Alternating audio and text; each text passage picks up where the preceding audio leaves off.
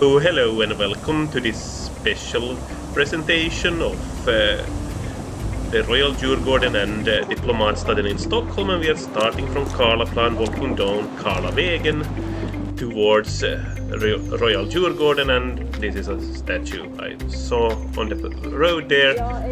But when you think about Djurgården, you usually think about the island of Djurgården, but Royal Djurgården is actually a much larger area that also consists of places beyond the island, which is like Ladugårdsgärde, which where I am now.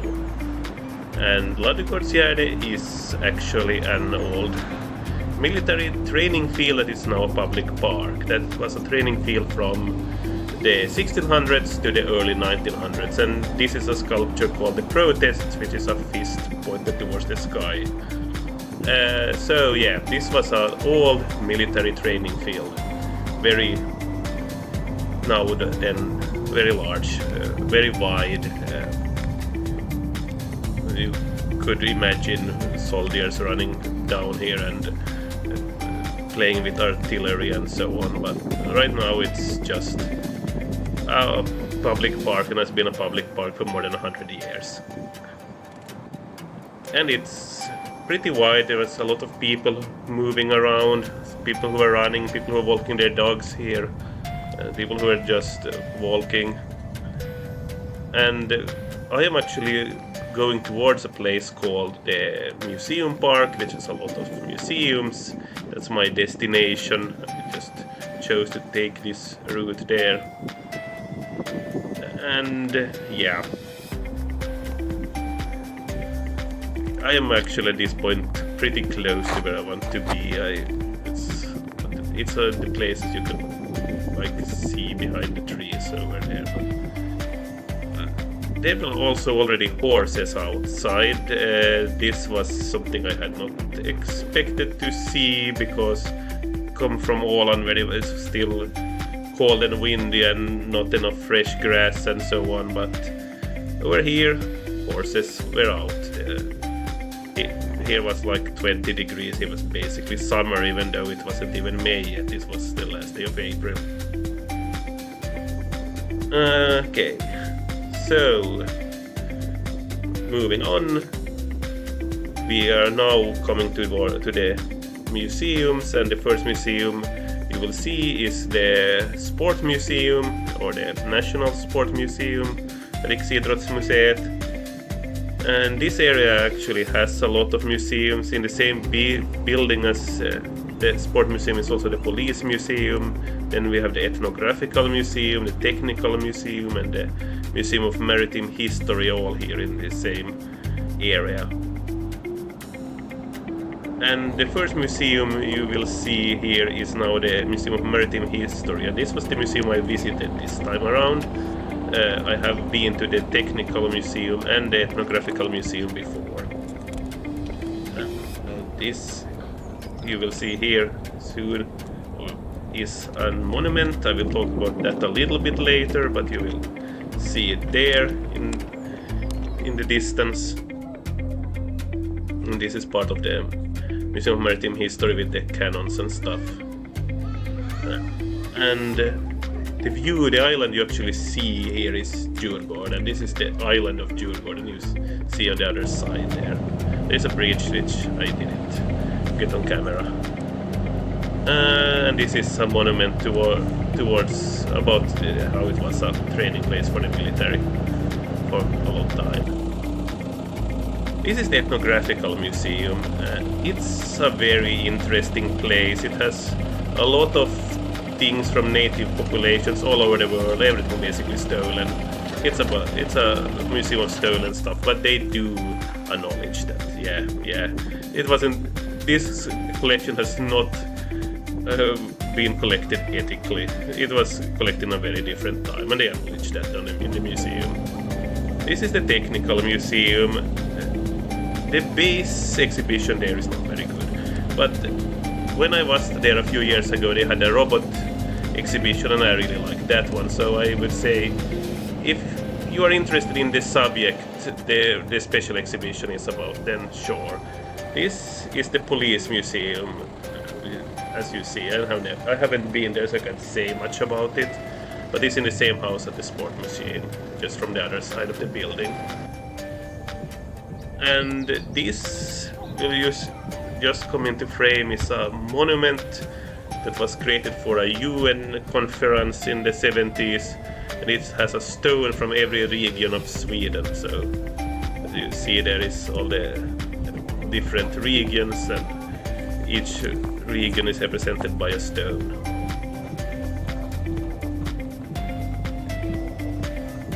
And we will now get into frame, I think, Folke Bernadotte, who was a diplomat and peacemaker, and helped a lot of people flee from the Nazis actually during the World War II. And yeah, he is one of the people commemorated here, and the other is the former UN General Secretary Dag Hammarskjöld, who was UN General Secretary in the 50s and 60s.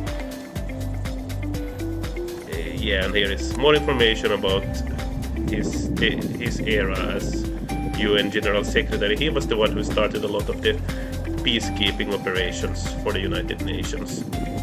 And that's actually what this monument is about. This is a monument that is dedicated to the Swedish peacekeepers who has been sent to different operations in different parts of the world. Memorials for those who passed away during these operations, and also for those who have served. And in late May there is always some kind of ceremony here where veterans from these peacekeeping operations are here to this at this memorial. If you can't read the signs, you can pause the video and read, but we are moving forward now. We are moving so forward that we are seeing the same monument again. Okay, but the island, as you see here, is Djurgården, and the big building you just saw was Nordiska Museet. But we are actually now going to take a look at Diplomatstaden instead, because I took the way back from these museums that way instead of over Løvgårdsheden. This, you see, is the Norwegian flag, because I am right outside the Norwegian embassy when I filmed this. But this area is full of embassies and ambassadorial residences, as in the houses where the ambassadors actually live. And this large building is the American embassy, which is a huge complex, but these smaller buildings, I think this was the residency of the Turkish ambassador you just saw, and here are a few more embassy buildings. Diplomatstaden is basically where all the embassies, almost all the embassies in Stockholm are, and a lot of the ambassadorial residences too.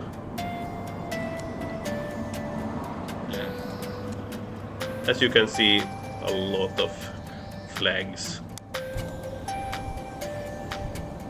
It's a little funny, the US has this huge complex and everyone else has small buildings, but I guess they are spying on everyone, and that's why they need this big complex or something.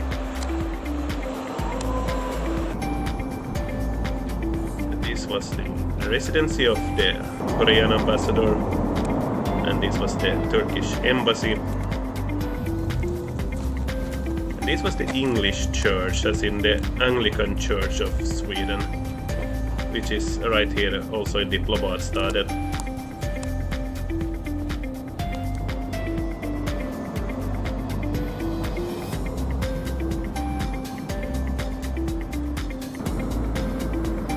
And this was the actual Korean embassy. The last place was the residence of the ambassador.